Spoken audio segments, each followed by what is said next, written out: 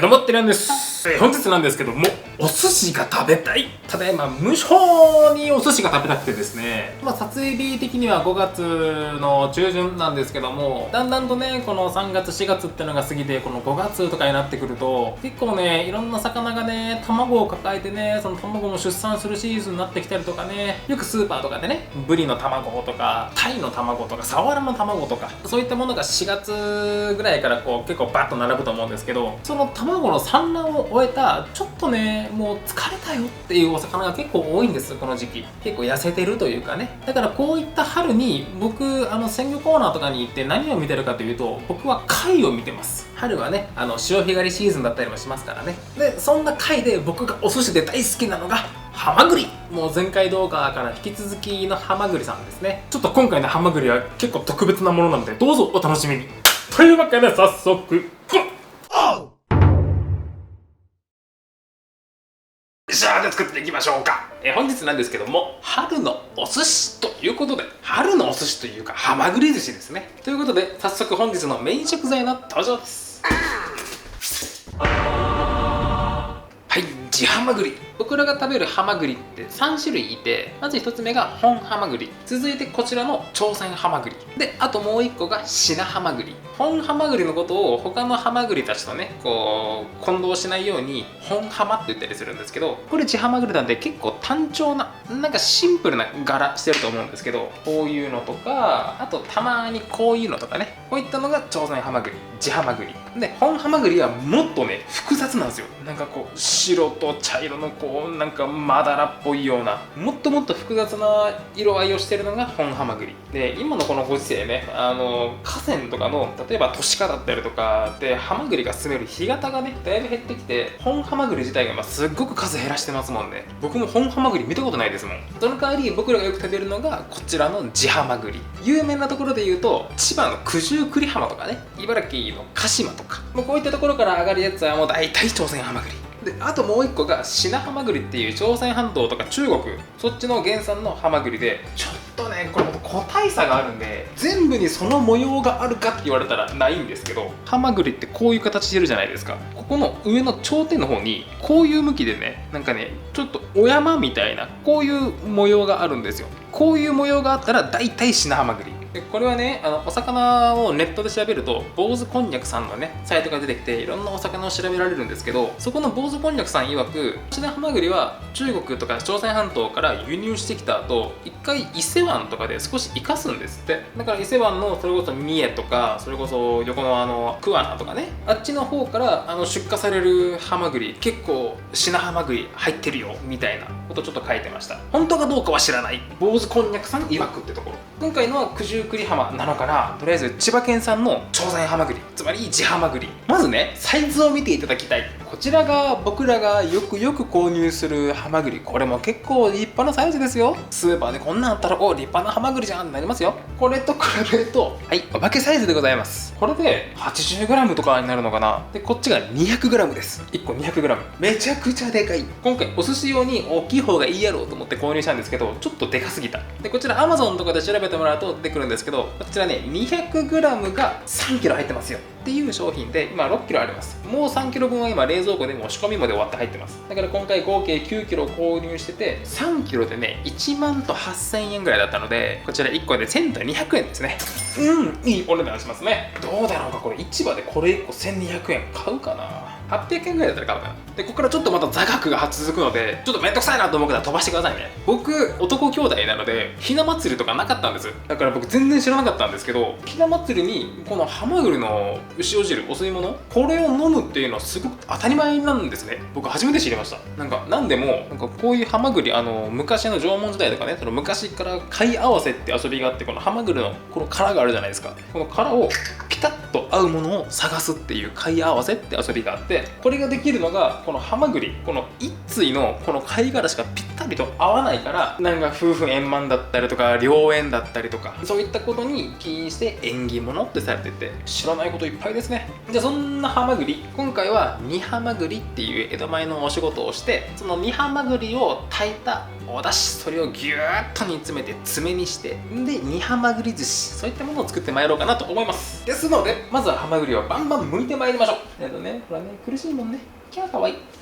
じゃあまずハマグリ、こちらを剥いてまいろうかなと思うんですけども、特にハマグリとかカキ、こういったものは必ずこういう手袋をしてください。特にハマグリ用手切るので、でこういった普通のオイスターナイフとかね、こういうの100円とかで買えるのであると便利ですよ。でハマグリってこれをギュッと閉じる力、これかなり強いので、もうピタッと合わせるとまあ無理です。どんだけギュウギュウ入れても、もうこれがツルンと抜けて指にぶっ刺さって大怪我する未来しかないので、開かないなと思ったらまず諦めてください。一回ポンと置いて油断させてじゅわっと開くのを待ってください。で開けるときはこっちの蝶つがいの方を指でこうやってホールドして、ここの殻の隙間にオイスターナイフをセッツ、ここにセットしたら、この指の腹でこれをグッと押し込む感じで、1回入ったらもう逃がさない。貝をこうやって見た時に1箇所2箇所で、裏側も1箇所2箇所って4つ、裏表で4つつながってるんで、この貝柱めかけてゴー。切れるとちょっと緩くなるんで、そうしたら次反対側で、ここね雑にすると、この貝紐のところ、こういうのを傷つけるとね、最後仕上がりが非常にね良くないので、こういったところきれいに剥がして、で該当膜、ここを傷つけないように侵入。あとは貝柱を切って、でこの時今ナイフがバッと出たでしょ。この時に手切るんですよ。だから本当この手袋必須で、反対の右側、こちらもナイフが入んないなと思ったら、さっきと同じようにグッと入れてくださいね。である程度パカッと開いたら、貝紐をちゃんと下に落としてから優しく開いて、だいたいねこの蝶つがいのところでまだピタッとくっついてるんで、無理に剥がすとこれ身がボロボロっと裂けちゃうので、優しく開きつつ、今これをパカッと開いてるんですけど、ここにねちょっと伝えづらいんですけど、ここになんかこうポコって膨らんでるとこあるの分かります？ここの特に膨らみのところとかにピタッとくっついてるんで、ここを今剥がしてる感じです。そこが外れるとパカッと開くので、こっちの裏側にもこういうぷっくりした突起がねあるので、ここにまたピタッとくっついてるんですよ。それを剥がしてます。でハマグリを剥くと、この中に白い汁が出てくるんですよね、一緒に。このお汁、ハマグリのエキスと、あと海水、そういったものがこう混ざったものなんで、これ結構しょっぱいんです。しょっぱいし、二枚貝独特の結構強いお出汁のこうえぐみ感、あれもあったりするので、これをお料理に使うかどうかって結構お店さんでも分かれる印象です。使う方はこれを煮汁に加えるし、使わない方は使わないし、僕個人的には使っても美味しいでしょうけど、やっぱ海水とかが入るってことはマグネシウムとかね、にがり成分ですよ、ああいったものも入るから、やっぱえぐみは出ると思うんです。だから僕はこれも後でザルでこしても軽く、なんなら水でざっと洗っちゃおうかなって思う派です。でとりあえずまずガンガン剥いてまいります。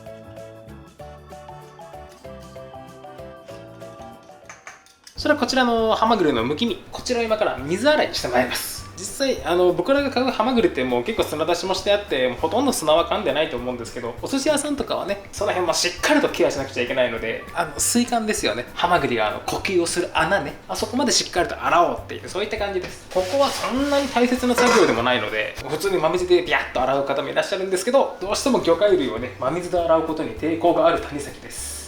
厳密に測る必要はないですけど、ちょっとしょっぱめのお水、イメージは海水で、この準備できた塩水にこのハマグリをねバッと入れて、中でガシャガシャ洗うと、ハマグリってアワビとかと違って、この貝紐ね、こことかそんなに硬いわけでもないので、中で雑に扱っちゃうとこれ破けちゃうんですよね、紐が。そうすると仕上がった時にどうしても綺麗なお寿司に仕上がらないので、これがお寿司屋さんの技。このハマグリよく見てもらうと、ここにちょっと大きめの水管とちっちゃめの水管が2個あるんですけど、この大きめの穴を上に持ってきてください。上に持ってきて、ここに通すと、お箸を通すと、ここでチューブラリンになるので、これを全部やっていきます。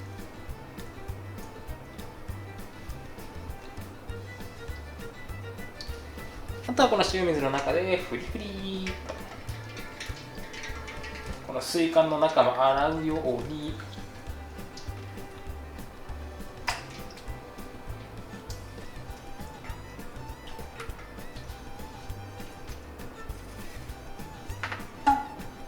結構ね、ハマグリってね、むき身汚れているので。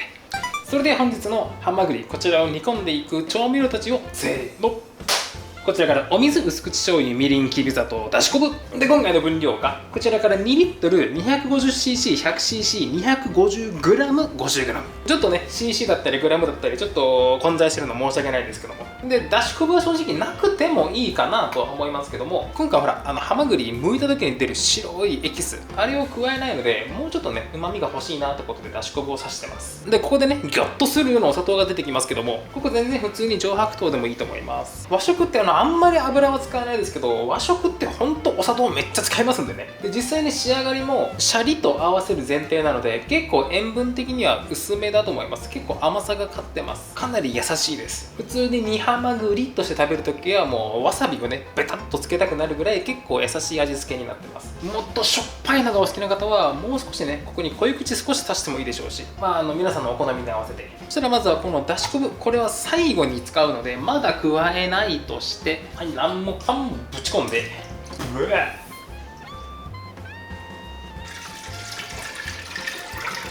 そしたらまだ冷たいうちに今回のハマグリ、あとはこちらを火にかけて、普通沸くまで強火にするんですけど、今回は中火くらい、冷たい状態からある程度ゆっくりじんわりとこう火を入れていく感じで、この時ぜひとも温度計をご用意ください。これから煮ハマグリにする上で、このハマグリに火を通す温度帯なんですけど、例えば僕なんかのね愛読書である寿司のサイエンスって本があるんですけど、この中だと50度から60度の温度帯で30分じっくりと火を通すやり方なんです。こちら試作作ってみた感想としては、もうちょっと火が入ってもいいかなってちょっと僕は感じました。美味しいんだけどね、なんていうかね、生の状態のハマグリってちょっと表面でぬるっとするんです。当然ですよね。ぬるっとしたのが70度くらいまで上がると、そのぬるぬるがあんまり気にならなくなってくるんですよ。多分そのぬるぬるが凝固するんでしょうね、熱で。だから60から70に上げると一気にねこう生臭み的なものも感じにくくなるし、回避網自体も結構カチッと締まるので扱いやすくなる。なので僕は70度から75度くらいまで上げたいなっていう感じです。ちなみにお寿司屋さんによっては全然これを沸かすお店もあるし、もうほんとお店によりけりって感じなんですけどね。でも総じて言えるのは火を通しすぎないこと、ここに関してはもう全部のお店共通してるような気がします。まだまだ全然40度。ちょっとぬくめてる間ちょっと洗い物してきます。今温度は55度くらいを示してますね。でどうしても鍋の下ばっかりが熱くなるんでね、ちょっと温度を一定にしつつ、こちらで今温度60度、だんだんとこうぬめりというかね、アクっぽいものが若干浮いてきましたね。このくらいが60度。一応ちょっと見栄え的にすくいます。しなくてもいいと思うけど、むしろこれをすくうことでハマグリになんか変な衝撃加わって破ける方が嫌なんでね。はい、これで今70度。だんだんとこう対流というものが生まれてきましたね。僕はこのくらいでいきたいので、ここまでいったら温度を最弱に落として、何分っていうのはないんですけど、ハマグリの大きさにもよるので、この内臓のところ、ここをちょっと触ってみて、ちょっと張りが出てくる感じ、あとこの回避もね、ここもちょっとカチッとする感じ、これはあと5分、いや3分ぐらい、もういいんじゃないかな。結局7、8分くらい煮ましたね、70度で。こちらも優しく扱って、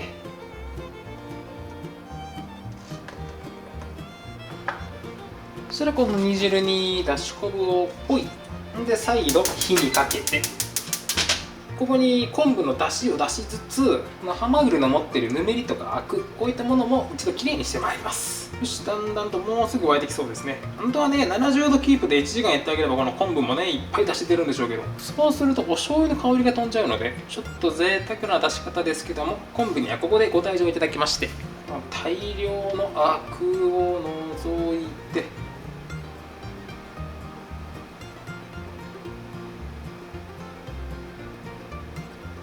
ある程度きれいになったら火を止めて、こちらを一度リードペーパーでこせば、そしたら一度こちらの煮汁は冷まして、あっちの状態でね、この中にダバーッと注いじゃうと、せっかく70度とかをキープして柔らかく仕上げたのに、さらにね火が入っちゃいますんでね。それでは無事キンキンに冷えたこちらのお出汁を張りまして、これをもうつける段階で、このね、俗に言うウロウですよね、中腸線。多分人間でいうところの肝臓と脾臓、この役割を担ってるのが中腸線っていう黒っぽい緑色っぽいやつなんですけど、その中腸線をきれいに掃除してからつけましょうねっていうのももちろんあるんですけど、でもここまで5時間ぐらい時間かかっててちょっと疲れたので、もうこれでいいや。ただちょっと全体が浸からないので、上に1枚これだけかぶして、これで一晩というか24時間しっかりと漬け込んでいくだけですね。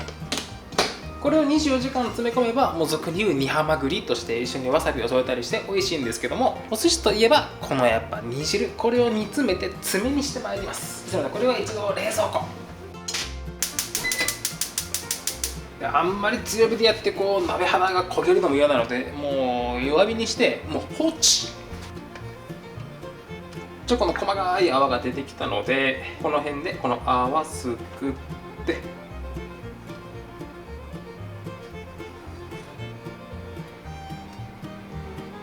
ちょっと緩い感じしますけども、これまたね冷めてくると少し粘度が上がってくると思うので、とりあえずこれで詰め完成。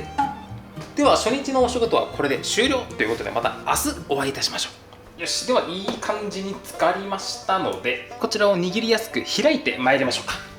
そうしましたら、こちらのハマグリ、このベロンと出てるこの筋肉っていうんですかね、これを右手側に、で水管がある方を奥に、こういった形で置いていただいて、こっちのベロンってある方から開いていくんですけど、これ最後までズバッといっちゃうと2つになっちゃうので、刃を通す位置はここを通ってこの辺まで、ここに1、2と貝柱があるんですけど、下の方の貝柱だけ切って水管は切らない、この辺まで切ってあげるとパカーンと開けるので。で一発目ここがどうしても入れにくいので、なんかね、お店によってはここ一発ストンと落として、で入れやすくしてこっから入れるみたいな、そういうお店もありましたね。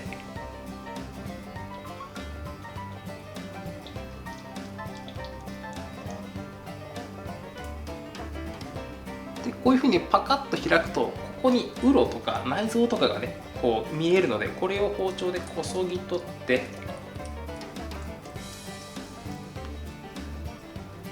下手くそですけどとりあえずこれで準備 OK で、今回ちょっと大きいので、これをねもうスパッと全部いっちゃって2つに分けようかと思ったんですけど、これ2つに分けるとですね、この貝ひもが外れちゃうんですよ。なのでちょっと不格好になるので大振りにはなっちゃうんですけど、どうせ食べるのは僕なので口でかいので、もうパッカーンと開いて、このでっかい大振りで今日は行こうと思います。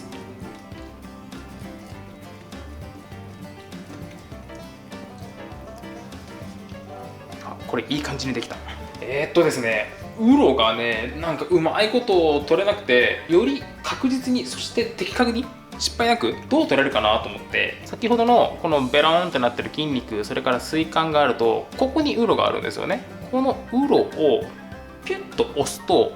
出るので、開く前にこうやって取っちゃえばいいなと思って、これウロで、ウロを取ってから先ほどと同じようにこっちの向きで、この1、2ってある貝柱のうちこっち切るって僕申し上げたんですけど、これ両方とも切らず切っ先だけ使って、このね両方とも貝柱残してあげると、グリンとやるとね、なんかね形きれい。間違ってるかもしれないですけど、開き方でもこうやってやると、この紐も全部つながってすごく綺麗。ちょっと今日これで開いていこうと思います。まずウロをビュッと出して、で両方とも貝柱を残して切っ先で貝を開いて、でここの紐を裏に持ってくるようにグリーンで内臓をかき出して、ある程度きれいになったら、はい、これで OK。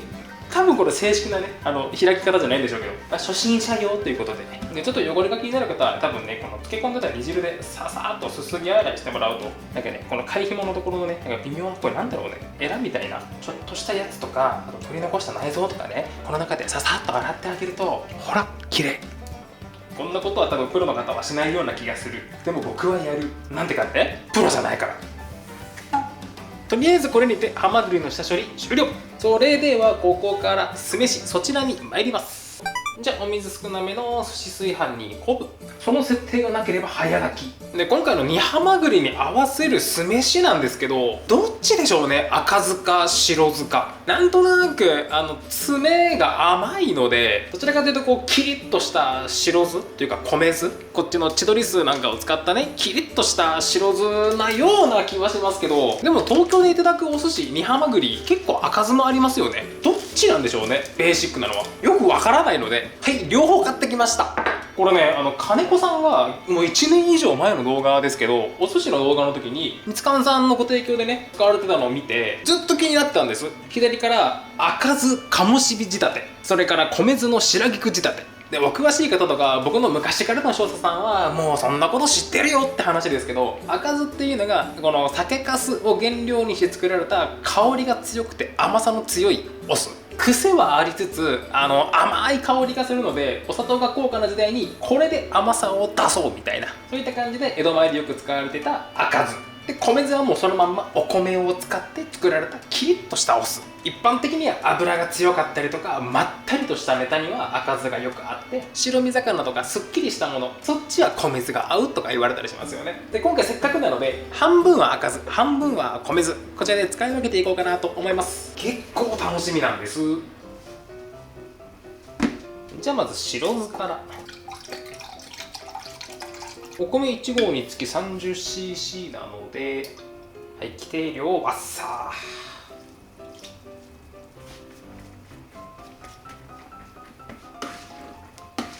まずは一気に慣らして、当然ご飯は潰さずに、またいつも通りですね、はい、桶肌使って塊ほぐして、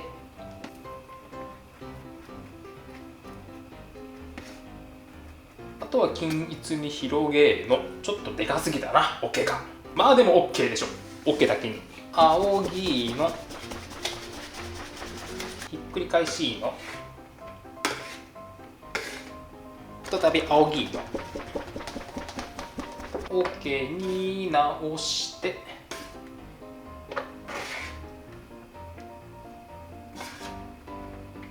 やべ、絶対こんなにいっぱいいらんかった。まあいいや、とりあえず固く絞った布巾をかぶせて、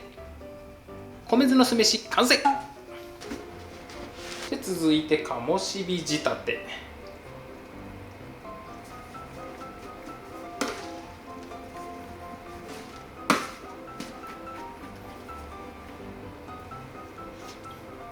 あ、本当だ、これ結構甘み少ないね。僕はせっかくの赤酢なのでもうちょっと濃くていいな。さらに 10cc 追加。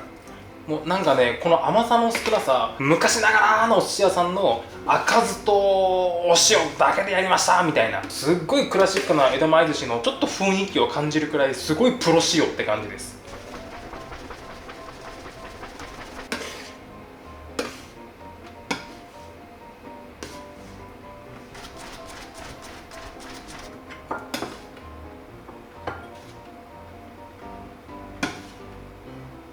で、こちらも布巾をかけて、赤酢と米酢のシャリ完成。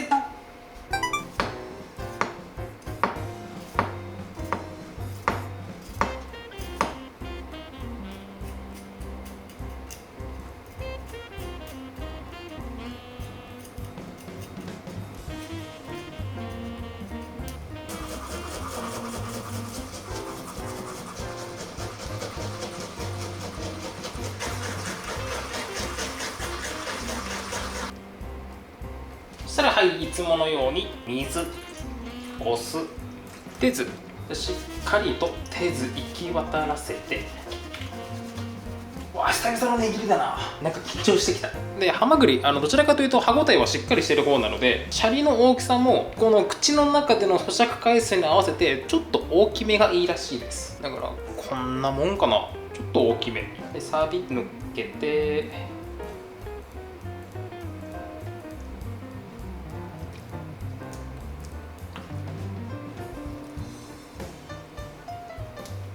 なんかぎこちないな。まあでもとりあえず今回の爪ペタッと。いやっていうか今回ハマグリがでかいのでもうちょっとシャリでかくていいな。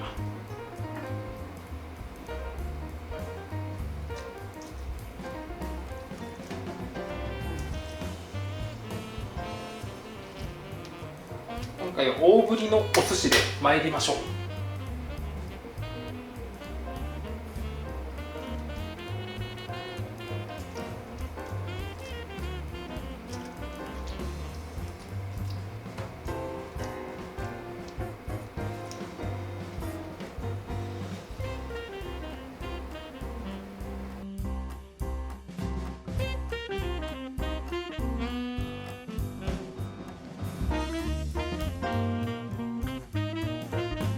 じゃあ続いて赤酢。てかね、ハマグリ握るのバカむずい。煮ハマグリ自体がこう煮汁を抱え込んでるじゃないですか。それをギュッと力入れすぎちゃうと煮汁がビュッと出てきてシャリがボロボロっと破壊されるんですよ。力加減がめちゃくちゃ難しい。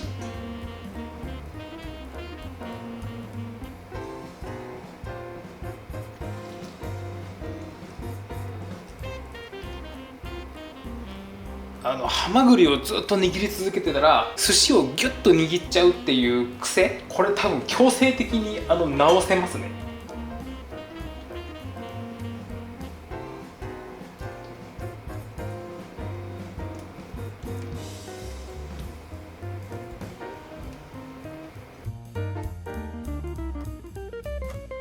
ここまで握ってきて思ったのは、普通のお魚の時って穴開けるじゃないですか。で握ってるうちにシャリの形をね整えると思うんですけど、もうこれに関してはあれですね、もうこの右手の中である程度空気を含ませながらもうシャリの形を作っておいて、でわさびつけて、特にシャリのね穴とか開けることなく、もうシャリとネタを一体化させて終わるっていう風にすればなんとかなる。てかあれだな、シャリ玉をこっちで先に作ればいいんだ。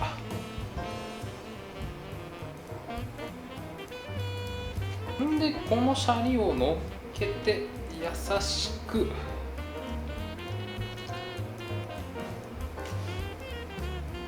うやって逃げちゃえばいいんだ。逃げ道に行け。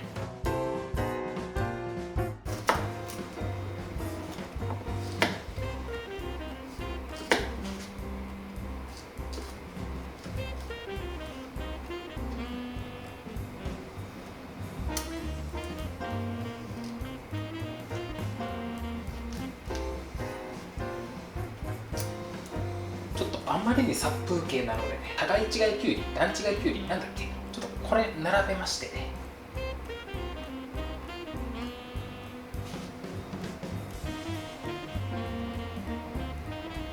今回の爪塗りたくって、は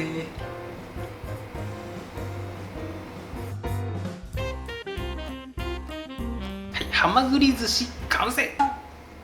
でもお寿司は完成いたしましたので、このままだとちょっと口が寂しい。はい、すなわちお口の潤い、今回はこちらを使ってまいります。亀の手、磯遊びする方とかね、海辺に住んでらっしゃる方はね、これよう見ると思います。亀の手、実際は結構ね漁業権がかかってることが多くて、これあんまり取れないんですけど、もし近所でね取るときは必ず役場とかにね電話してくださいね。うちのおかんが小さい頃とかはねこれよう取って食べてたらしいですけどね。で全部が全部このくらい立派であれば塩茹でにしてね、ここをむしり取って中身チュルンと食べれるんですけど、全体的に結構細いので今回はお出汁としての役割かなと思います。で亀の手って大体こういう風に房になってるんですけども、この房のこの隙間とかにようですね誤解とかが結構潜んでるんです。あともうこれもそうですけど、この砂利とかね結構あるので、しっかり水で洗ってください。流水でバーッと洗ってください。もうなんだったらたわしなんかを使ってもいいですね。もうゴシゴシ洗ってください。で一応こちらもきれいに洗ってあるので、はい、お鍋に入れて、でお水加えて、後でアクを取るのでアクを取りやすいようにかぶる程度。そしたらこちらを火にかけて、ここにだし昆布を刺すかどうかは皆さんのお好みで。今回僕は亀の手だしをダイレクトに感じたいので、もうそのままで。沸いてきたらアクを取って、このままちょっと煮出しましょう。こちらいい感じに色づいてまいりましたので、これねもうちょっとね白濁とはしてくるんですけどね、ちょっともう待てないのでお腹空いちゃって、ここにお味噌。亀の手結構おだし塩分も結構出るので、お味噌は控えめでいいと思います。でここで大事なことが、どんなに綺麗に洗っても亀の手のね根元とかについてるちっちゃな砂利ってなかなか落ちなくて、この鍋底に結構たまるんです、砂利っとした砂とかが。なので深追いしないのがベターかと思います。どうしてもね日本人としてはもうねこの一滴残さず飲みたくなりますけどね、こせばいいんですけど、だから丁寧にこすか最後まで深追いしないっていうどちらかの選択肢をね取っていただければ。あとは海苔でもお豆腐でも何でもお好きな具材を入れて、ここにあちあちを注ぐだけ。はい、というわけで、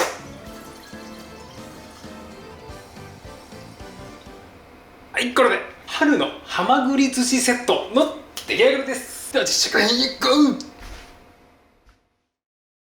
というわけで無事に完成しましたスプリングバレー。いただきます。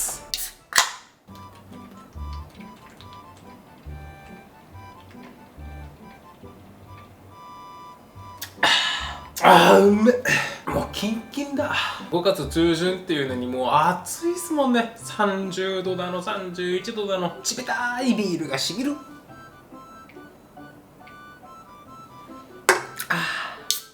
いつもだったらね、お口の潤いってまず行くんですけど、お寿司なんでね、大体お寿司屋さんはね、一番最後ですもんね。味噌汁はね。お味噌汁が来て、甘味が来て、おしまいですもんね。なのでまずはお寿司から参りましょう。このテリテリツヤツヤ。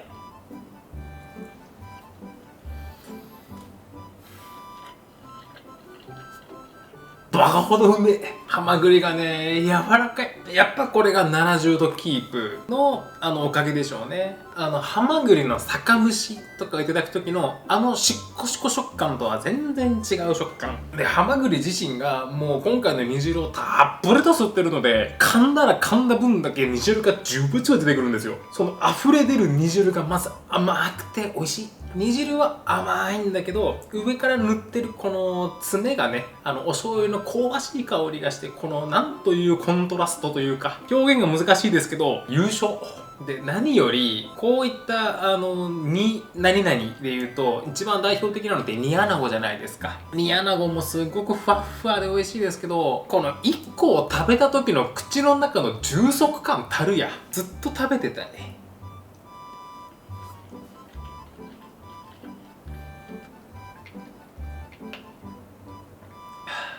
ビールも合うけど、やっぱせっかくのお寿司なので今回はね日本酒も用意してますんでね、ちょこっとだけ1合ぐらいかな、少しいただこうかな。で今こちら米酢の方、白い方、そちらをねいただいてるんですけど、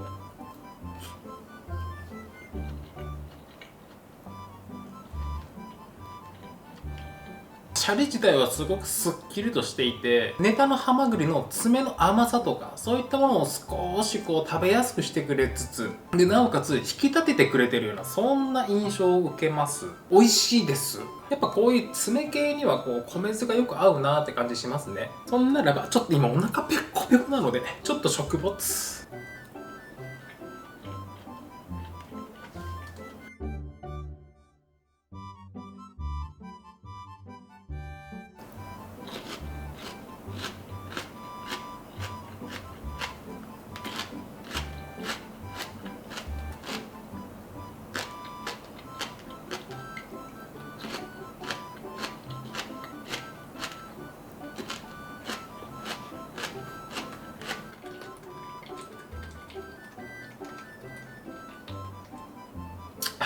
きゅうり本日も異常なし。どうしてもねハマグリの煮汁もそうだし、この爪もそうだし、全体的に甘いのでね、きゅうりのこの清涼感がすごく心地よい。で続きましてこちらが鴨しび赤酢の方ですね。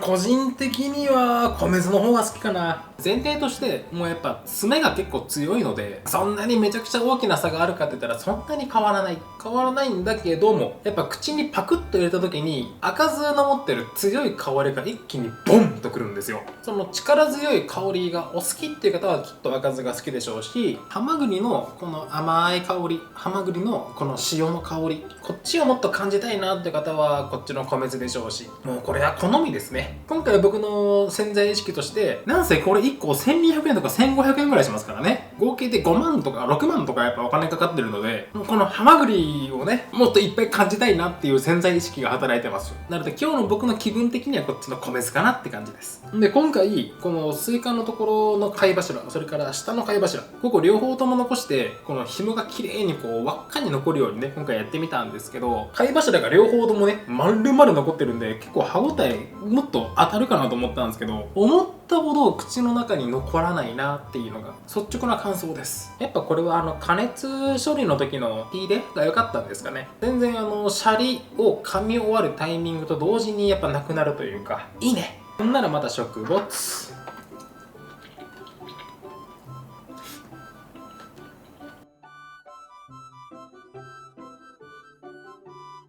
では残りもあとわずかということで、あちらを持ってまいります。まだちょっと早いけども、お味噌汁。もうめっちゃいい香りすんの。うちわエビのお味噌汁とか、つがみのお味噌汁とか、なんかもうほんとそんな香り。でもなんかもう伊勢エビのお味噌汁ともう引き劣らんかもしれん。もうお味噌汁で飲めるもん。じゃあ本日はせっかくなので日本酒。本日が純米吟醸白糸。甘口だ。うめえ。僕はシャンパンもワインも日本酒も全部甘口が好きなんでね、軽やかでフルーティーな獺祭ってあるじゃないですか。獺祭もすごく飲みやすいですけど、多分ね獺祭よりこっちの方が飲みやすいと思う。甘くてなんかもう雪まんまんと張るんじゃないかなと思うぐらい甘いね。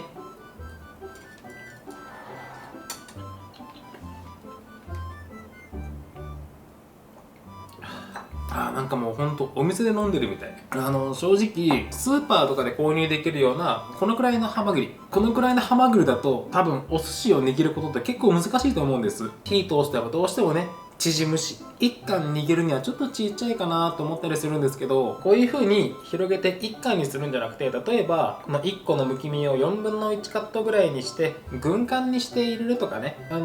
やりようは無限とあると思うので、というかむしろ握らないってなったら難易度ぐーんと下がるので、お家で回らないお寿司気分をもしね味わいたいという場合にはぜひ気をつけるところは温度とちゃんと火が入ってること、内臓のところがブニブニンじゃなくてちゃんとカチッと固まったことを確認してから揚げるかな。それさえねしっかりしてれば多分失敗はないかなと思いますので。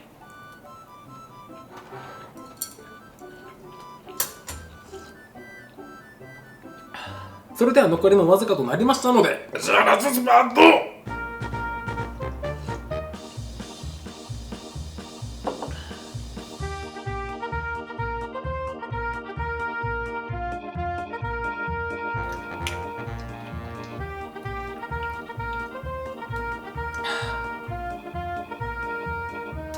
ごちそうさまでした。いやーうまかったね。今日はザ・プチ昼食って感じでしたね。一応お寿司的には45貫だったんですけど、やっぱね一貫一貫がでかいので、今ねお腹の容量的にはだいたいお寿司70貫から80貫ぐらい食べた時とちょうど同じぐらいですね。小腹が満たされた感じで、今回煮ハマグリでねお寿司握ってみましたけども、正直めっちゃ美味しかった。めっちゃ美味しかったけども、多分お魚買ってきて寝かせて普通のお寿司にした方が多分楽。やっぱどうしてもね洗い物も多いし、一個一個の手間も多いし、まあまあ大変ですけども、でもその分だけの美味しさというかね、その見返りはあったなと思います。また身入りがいい時期というか、この春シーズンまたやりたいなと思いますね。このね、でっかいハマグリじゃなくてもね、普通のハマグリ、これ 200g ですけど、だいたい 150g とか、もうちょっとちっちゃくはなりますけど、多分ね、お寿司にするならちょうどいいくらいじゃないかなと思ったりもするので、次プライベートで買うんだったら 150g ぐらいにしようかなって思ったりしてますっていうところかな。ではまた次の動画でお会いしましょう。ではバイバイ。